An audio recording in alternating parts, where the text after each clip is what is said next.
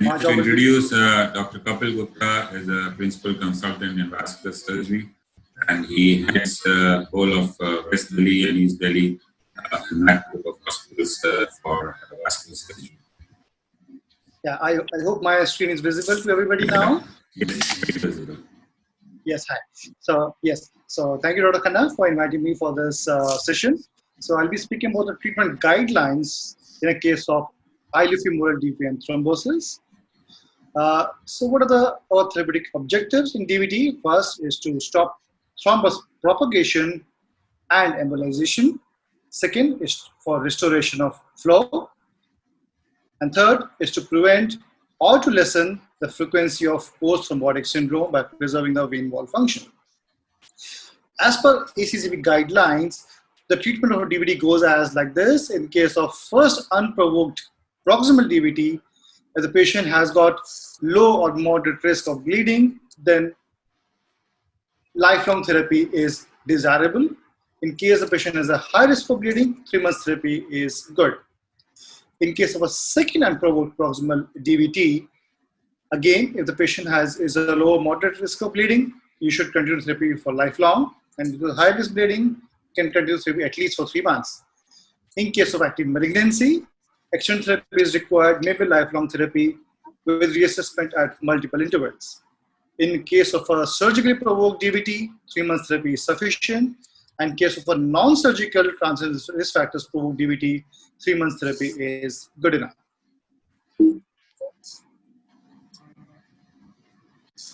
So, but we are focused more on iliohumeral DVT because this is the most clinically relevant subset of patients who tend to develop severe post-thrombotic syndrome when treated with anticoagulation alone. And this is the most predictor of post-thrombotic syndrome, as per many slides and as per many data we have. Now, what is the natural history of iliohumeral DVT? If treated by anticoagulation alone for next 5 years, 70% of patients are going to have a persistent obstruction of the iliohumeral vein. 90% will have chronic venous insufficiency. 40% will have claudication. Almost 15% will add into venous ulceration. And these are very difficult diseases to treat. These are very having significant morbidity. As far as quality of life goes, there's significant reduction in quality of life, and it parallels those with severe COPD, CHF, or angina patients. And also, recurrence is more common in patients with large thrombus burden and having proximal DVT. Now, what is the rationale for thrombus removal in such patients? First, as I told you, venous patency is restored, wall function is maintained. This is the open vein hypothesis. Quality of life is improved. This is hypothesized.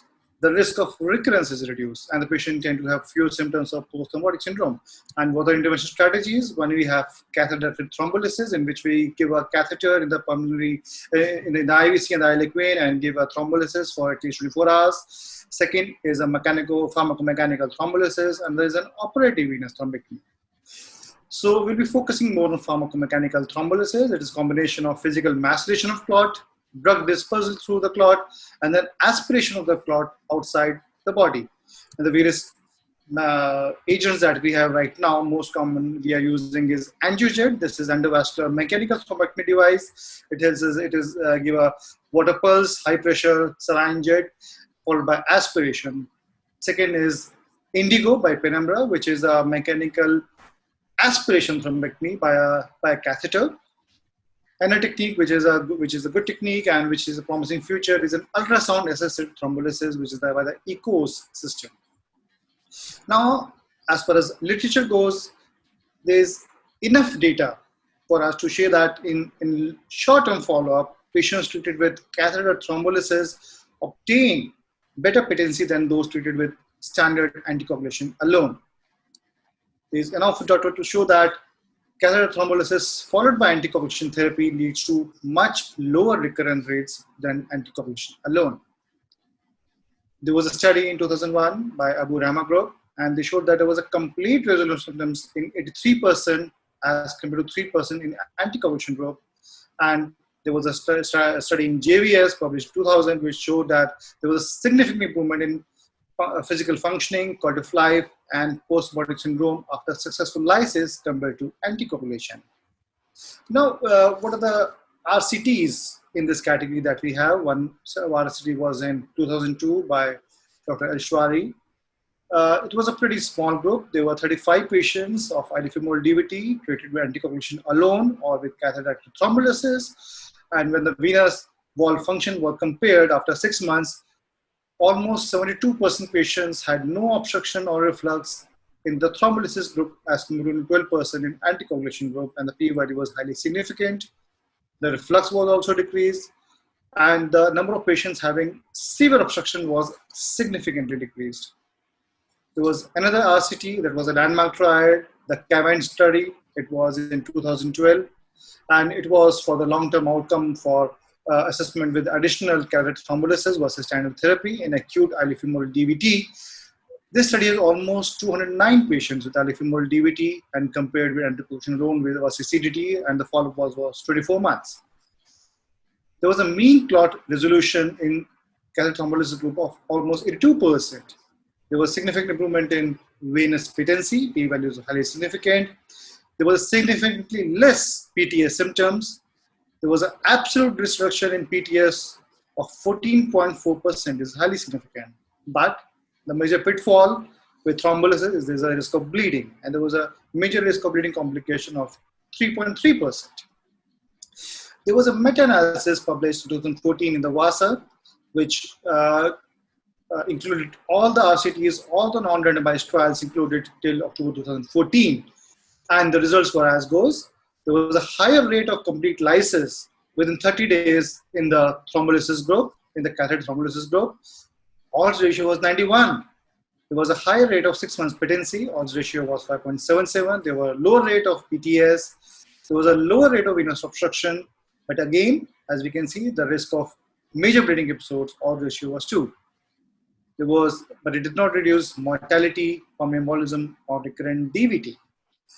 Now, there was a lot of confusion. What is the standard of care? And this was a highly much awaited trial regarding, it was a randomized trial and the largest RCT done till date with a direct comparison between anticoagulation alone or anticoagulation plus pharmacomechanical thrombolysis. The result was published in 2017. In this trial, 692 patients were enrolled and the follow-up was 24 months. The assessment was mainly by subjective scores, Villander scores, by VCSS, by quality of life parameters. So this trial, it's concluded that any post-traumatic syndrome, there was no significant difference between two groups. Any post-traumatic syndrome included everything. The risk of bleeding was higher in the thrombolysis group as compared to anticoagulation group alone. The risk of recurrent DVT, recurrent VT was similar. It was not statistically significant. However, this was very significant. The patients having moderate to severe PTS were lower in the pharmacomechanical thrombolysis thrombectomy group, 18% as compared to 24%, and the Villalta score at all the time parameters, 6 months, 12 months, 18 months, 24 months, it was significantly lower in the thrombectomy or the thrombolysis group. The quality of life parameters were not statistically significant.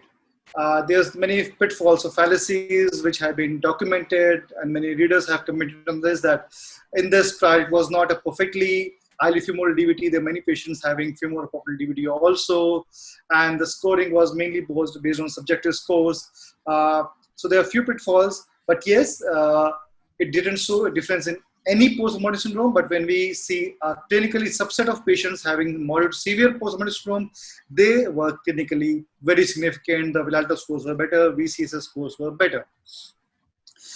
This is the latest meta-analysis that was published in February 2019, which included all the studies till date after that previous one, including this ATTRACT trial. And there were 4 non-randomized and 2 randomized trials in this category. And as you can see, there were a total of 521 patients and 556. Where we're comparing the post-traumatic syndrome incidence, the odds ratio was 0.28. So there was a significant odds ratio in the favor of catheter thrombolysis and anticoagulation group, and the p-value was highly significant. It was 0.0001. And when we compare the bleeding events, Again, we can see the odds ratio was, in favor of anticoagulation group, there was almost 2 odds ratio, and the p-value was significant. So it's you have to give a balanced approach. So my take, any patient, young age patient with a low risk of bleeding, catheter thrombolysis is a good choice, having highly femoral DVT. So there is AHA scientific statement 2011. It hasn't been updated till now, and these are the guidelines, final guidelines for treatment. Catheter thrombolysis or pharmacomechanical thrombolysis should be given to patients with highly femoral DVT with associated with certainly compromise. It is level 1 indications, and patients having highly femoral DVT that at the centers which lack thrombolysis should be transferred to the other centers. It is reasonable for patients with femoral DVT associated with rapid thrombus extension despite anticoagulation, and it is reasonable as first-time treatment of patients with acute femoral DVT to prevent PTS in patients having low risk of bleeding complication. It is class 2A recommendation, and systemic fibrinolysis should not be routinely given to patients having femoral DVT. And last, CDT or pharmacomechanical thrombolysis should not be given to most patients with chronic DVT symptoms more than 21 days or patients who are at high risk of bleeding complications. Thank you so much. Thank you, Dr. Kapil, for such a wonderful guideline recommended strategy for DVT. Now, let me show you what we did and how we treated this.